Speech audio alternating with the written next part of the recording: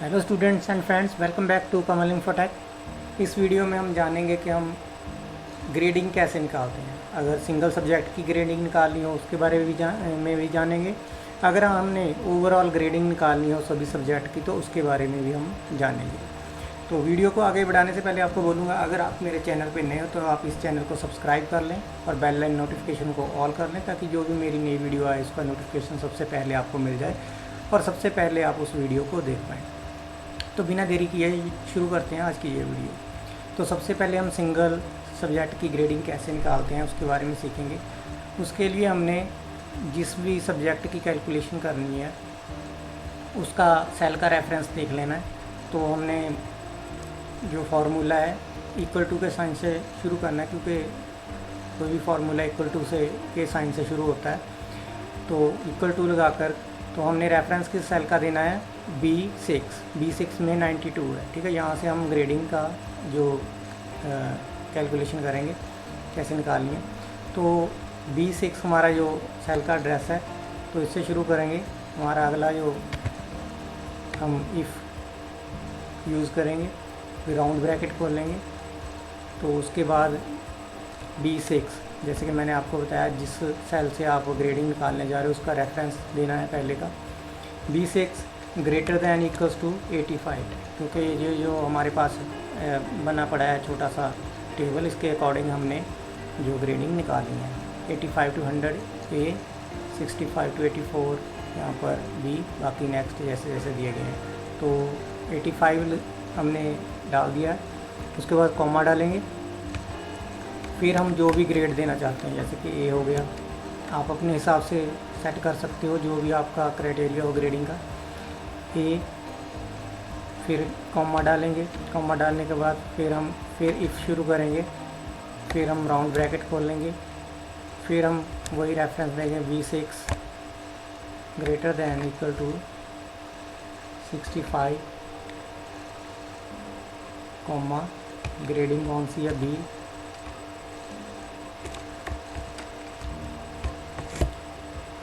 Next comma डाल के फिर हम अगली कंडीशन लगाएंगे। फिर राउंड ब्रैकेट खोलेंगे। नेक्स्ट कंडीशन है B6 greater than equals to 45। 45 के बाद फिर कॉमा डालेंगे।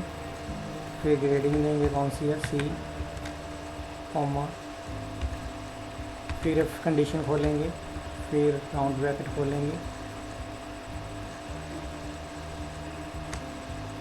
B6 greater than equals to 25, comma grading D, comma next पे हम लास्ट जो ग्रेड रिमेनिंग होगा वो सीधा लिख देंगे। उसके बाद कितनी ब्रैकेट खोली गई हैं वो देखेंगे। तो 4 राउंड ब्रैकेट खोली हैं। यहाँ पर चेक करने पड़ेगा कि कौन सी ब्रैकेट यो ज़्यादा लगी है। तो यहाँ पे हमने यहाँ पर एक एक्स्ट्रा जो राउंड ब्रैकेट यूज़ की है। इसके बाद हमने एंटर लगाया तो ये हमारे पास ग्रेडिंग आ चुकी है। इसके बाद हम इसको इस तरीके से ड्रैग करके जब स्टार बन जाए तो हम लास्ट पे जहाँ तक हमने ग्रेडिंग निकालनी है अपनी ग्रेडिंग निकाल सकते हैं। तो ये देखिए ये पहले तरीके से कैसे आपने how to find out grade of single subject, एक सब्जेक्ट का कैसे ग्रेडिंग निकालनी है, ये हमारे सामने अब आ चुका है। तो आप अगर इसको वेरीफाई करना है तो वेरीफाई करके भी देख सकते हो कि वाकई ये सही फार्मूला लगा हुआ है, क्योंकि हमारे टेबल है यहाँ पर ये 85 से 100 है, जो वो हमारे पास A ग्रेड है तो ये सही है। तो 65 to 84 अगर है तो वो B है। तो यहाँ पर अगर मैं 84 लिखता हूँ तो यहाँ पर B आ जाएगा। ठीक है, इसी तरीके से अगर मैं यहाँ पर 64 लिखता हूँ तो यहाँ पर C आ जाएगा। सेम तरीके से अगर मैं यहाँ पर 44 लिखता हूँ तो यहाँ पर D आ जाएगा। अगर मैं यहाँ पर 0 से लेकर 25 तक की कोई एंट्री करता हूँ, 24 तक की, तो वो E ग्रेड में आ जाएगा। तो इस तरीके से हमारा सिंगल सब्जेक्ट के लिए फार्मूला जो बन चुका है। कैसे फाइंड आउट करेंगे हम ग्रेड्स, ईज़िली कर सकते हैं। तो आप इसे यूज़ करके देखें। आपके लिए बेनिफिशियल होगा अगर आप ज़्यादा काम कर रहे हो ग्रेडिंग पे। तो अब हम जान चुके हैं कि सिंगल सब्जेक्ट की ग्रेडिंग कैसे निकालें। अब हम जानेंगे कि हम मल्टीपल सब्जेक्ट्स की ग्रेडिंग कैसे निकालेंगे।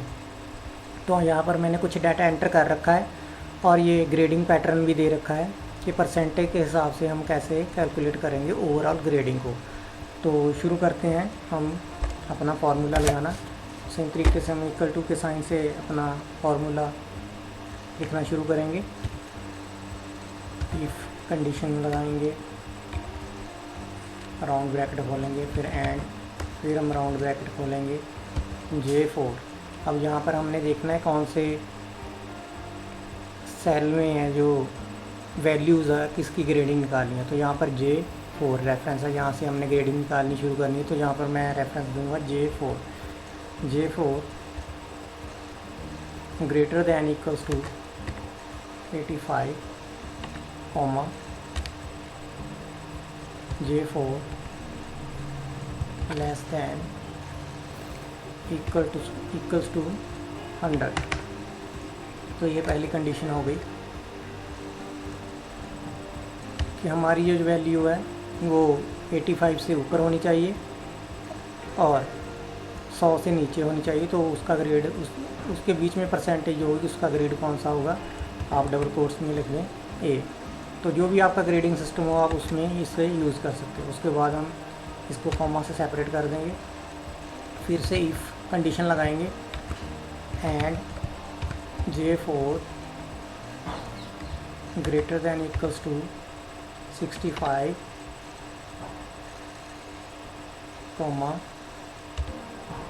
J4 less than equal to 84.9। तो जहाँ तक ये एक और कंडीशन पूरी होगी उसके बाद कॉमा डालेंगे। कॉमा डालने के बाद अगला ग्रेड जो भी होगा उसे दे देंगे हम, फिर कॉमा डालेंगे, फिर इफ कंडीशन आएगी, तीसरी condition and J4 greater than equals to 45, J4 less than equal to 64.9। तो ये अगली कंडीशन हमने लगा दी है। उसके बाद फिर से कॉमा डालेंगे, कौन सी ग्रेडिंग देनी है, C। आपकी जो भी ग्रेडिंग चलती है उस हिसाब से आप ग्रेडिंग दे सकते हो, कॉमा, फिर इफ़ कंडीशन लगाएंगे, if and J4 greater than equals to 25, J4 less than equal to 44.9।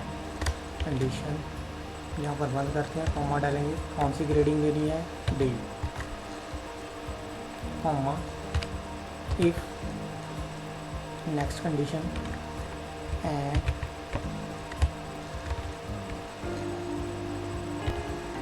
J4 greater than equal to 0, comma, J4 less than equal to 24.9। तो टेबल के अकॉर्डिंग हमने सारी कंडीशन लिख ली है। तो इसका ग्रेड कौन सा होना चाहिए, E। इसके बाद हम कॉमा डाल के जो भी कंडीशन इनमें से मैट ना करे, ना हो, ना मिले, तो उसमें हम लिख देंगे नो ग्रेड। तो उसके बाद जितनी भी आपने इफ़ कंडीशन खोली हैं उसके हिसाब से जितनी ब्रैकेट खुली हैं उसको राउंड ब्रैकेट को बंद करना है। 1 2 3 4 5 इफ़ खोले हैं, लगा के देखते हैं। और ये हमारा ओवरऑल परसेंटेज का जो फार्मूला लग चुका है। तो अब हम इसे ड्रैग करके देंगे, जितनी वैल्यू पे हमें ड्रैग करना है उसको उस पर इसको ड्रैग कर देंगे इस तरीके से। और यहाँ पर मैं आप देख पा रहे हैं कि सभी वैल्यूज़ की जो ओवरऑल ग्रेडिंग निकल चुकी है। तो इस तरीके से आप इस फार्मूला को यूज़ करके अपनी ओवरऑल परसेंटेज की, अपने ओवरऑल सब्जेक्ट की ग्रेडिंग निकाल सकते हो। पहली शीट में मैंने आपको बताया था कि आप सिंगल सब्जेक्ट की ग्रेडिंग कैसे निकाल सकते हो, इसमें आप ओवरऑल परसेंटेज पे कैसे ओवरऑल ग्रेडिंग निकाल सकते हो। ये टेबल यहाँ पर दिया गया है और कंडीशन यहाँ पर आपने सभी देख ली हैं। यहाँ पर पहली कंडीशन में आपने बताया था कि 85 से 100 के बीच में जो ग्रेड हो मार्क परसेंटेज होगी उसका ए ग्रेड होगा। तो यहाँ पर हमने यहाँ पर एक कंडीशन लगाई। उसके बाद दूसरी कंडीशन लगा दी 65 से 84.9 के बीच में जो होगा उसकी बी ग्रेड होगा।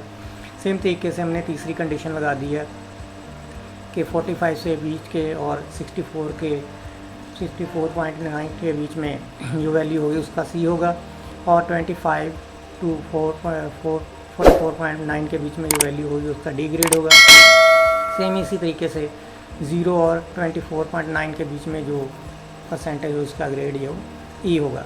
तो इस तरीके से आप इस फार्मूला को लगा के अपने काम को थोड़ा इजी बना सकते हो। आप इस फार्मूला का इस्तेमाल करके से देख सकते हो। तो एक बार हम इसको टेस्टिंग कर लेते हैं कि वाकई ये सही लगा हुआ है फार्मूला।